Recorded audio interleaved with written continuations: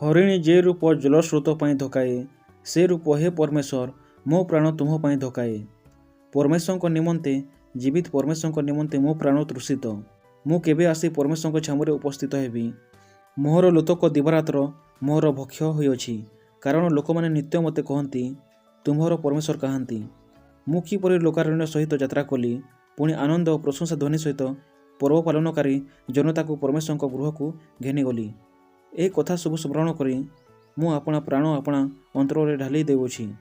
ହେ ମୋହର ପ୍ରାଣ, ତୁ କାହିଁକି ଶୋକାକୁଳ ହେଉଅଛୁ? ତୁ କାହିଁକି ମୋ ଅନ୍ତରରେ ଅସ୍ଥିର ହେଉଅଛୁ?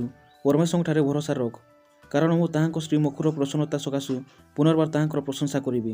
ହେ ମୋହର ପରମେଶ୍ୱର, ମୋହର ପ୍ରାଣ ମୋ ଅନ୍ତରରେ ଶୋକାକୁଳ ହୋଇଅଛି। ଏଥିପାଇଁ ମୁଁ ଜର୍ଦ୍ଦାନ ଦେଶରୁ ପୁଣି ହର୍ମୋନ ଓ ମିଦ୍-ସିୟର ପର୍ବତରୁ ତୁମକୁ ସ୍ମରଣ କରୁଅଛି। ତୁମ୍ଭ ନିର୍ଝର ସମୂହର ଶବ୍ଦରେ ଏକ ଗଭୀର ଅନ୍ୟ ଗଭୀରକୁ ଡାକଇ ତୁମ୍ଭର ଢେଉ ଓ ତରଙ୍ଗ ସବୁ ମୋ ପରେ ଯାଇଅଛି। ତଥାପି ସଦାପ୍ରଭୁ ଦିନ ବେଳେ ଆପଣା ସ୍ନେହପୂର୍ଣ୍ଣ କରୁଣା ଆଜ୍ଞା କରିବେ। ପୁଣି ରାତ୍ରିକାଳେ ତାହାଙ୍କ ଗୁଣଗାନ ଓ ଆମ୍ଭ ଜୀବନଦାତା ପରମେଶ୍ୱରଙ୍କ ପ୍ରତି ପ୍ରାର୍ଥନା ମୋର ସଙ୍ଗୀ ହେବ। ମୁଁ ଆପଣା ଶୈଳ ସ୍ୱରୂପ ପରମେଶ୍ୱରଙ୍କୁ କହିବି, ତୁମେ କାହିଁକି ମୋତେ ପାଶୋରିଅଛ? ମୁଁ କାହିଁକି ଶତ୍ରୁ ଦୁରାତ୍ମା ହେତୁ ଶୋକ କରି ବୁଲୁଅଛି? ମୋ ଅସ୍ଥିରେ ଖଡ଼୍ଗ ପରି ମୋ ବିପକ୍ଷଗଣ ମୋତେ ତିରସ୍କାର କରନ୍ତି, କାରଣ ସେମାନେ ନିତ୍ୟ ମୋତେ କହନ୍ତି, ତୁମ୍ଭର ପରମେଶ୍ୱର କାହାନ୍ତି? ହେ ମୋହର ପ୍ରାଣ, ତୁମେ କାହିଁକି ଶୋକାକୁଳ ହେଉଅଛ? ପୁଣି ତୁମେ କାହିଁକି ମୋ ଅନ୍ତରରେ ଅସ୍ଥିର ହେଉଅଛ? ତୁମେ ପରମେଶ୍ୱରଙ୍କଠାରେ ଭରସା ରଖ, କାରଣ ମୁଁ ପୁନର୍ବାର ତାହାଙ୍କର ପ୍ରଶଂସା କରିବି।